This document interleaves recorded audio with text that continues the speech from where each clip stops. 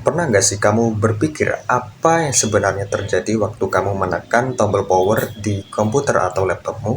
Nah, di video kali ini kita bakal bahas kerja sistem operasi mulai dari peran kernel sampai ke tampilan antarmuka pengguna yang kamu lihat setiap hari.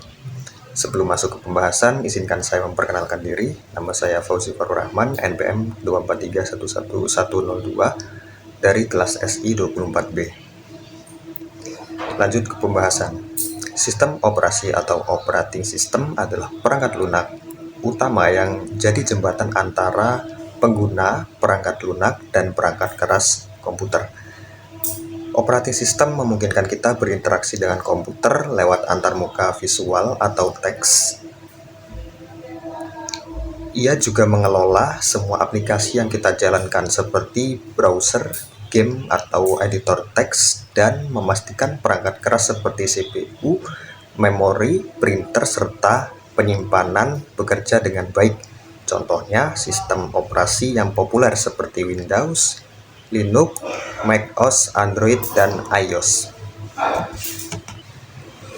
Ketika komputer dinyalakan, proses pertama yang terjadi adalah booting. Langkah awal dimulai dari power on, ketika sistem melakukan pemeriksaan awal pada CPU dan memori melalui chip BIOS atau ROM.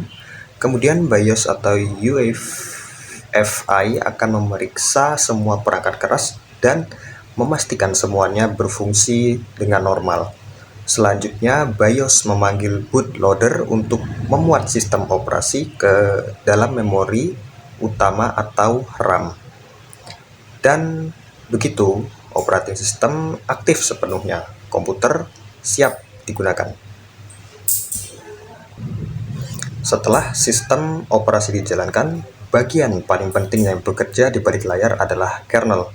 Kernel bisa dibilang sebagai otak dari sistem operasi. Ia bertanggung jawab untuk mengatur berbagai hal penting seperti manajemen proses, manajemen memori, serta pengendalian perangkat keras. Selain itu, kernel juga memastikan sistem tetap aman dengan mengatur hak akses dan menjaga agar aplikasi tidak saling mengganggu. Tanpa kernel, komputer tidak akan bisa berfungsi. Salah satu kemampuan utama sistem operasi adalah melakukan multitasking, yaitu menjalankan banyak program secara bersamaan. Setiap program yang berjalan disebut proses, dan di dalamnya ada bagian-bagian kecil bernama thread. Untuk mengatur semua itu, kernel menggunakan komponen yang disebut schedule atau penjadwalan. Scheduler ini menentukan aplikasi mana yang mendapat giliran memakai CPU dan kapan harus berganti. Proses ini dinamakan context switch.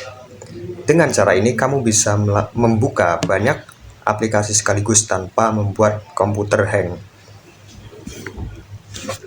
Nah, sekarang kita sampai pada bagian yang paling sering kita lihat, yaitu antarmuka pengguna atau user interface. Antarmuka ini adalah cara kita berinteraksi dengan komputer. Ada dua jenis utama. Yang pertama, graphical user interface atau GUI, tampilan berbasis icon, jendela, dan menu yang mudah digunakan seperti Windows atau macOS.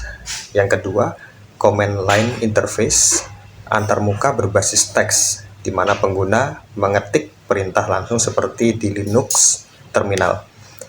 GUI cocok untuk pengguna umum, sedangkan command line interface biasanya digunakan oleh pengguna yang lebih teknis. Nah, kesimpulannya, sistem operasi bekerja seperti sebuah orkestra yang mengatur seluruh fungsi komputer. Kernel bertindak sebagai otak, antarmuka pengguna sebagai wajah, dan perangkat keras sebagai tubuh yang melakukan pekerjaan fisik. Ketiganya bekerja secara terintegrasi supaya komputer bisa menjalankan perintah kita dengan sempurna. Nah, di video selanjutnya kita bakal bahas lebih dalam tentang manajemen proses di dalam sistem operasi. Jadi, jangan lupa subscribe dan aktifkan notifikasinya biar nggak ketinggalan video-video terbaru. Saya akhiri, wassalamualaikum warahmatullahi wabarakatuh.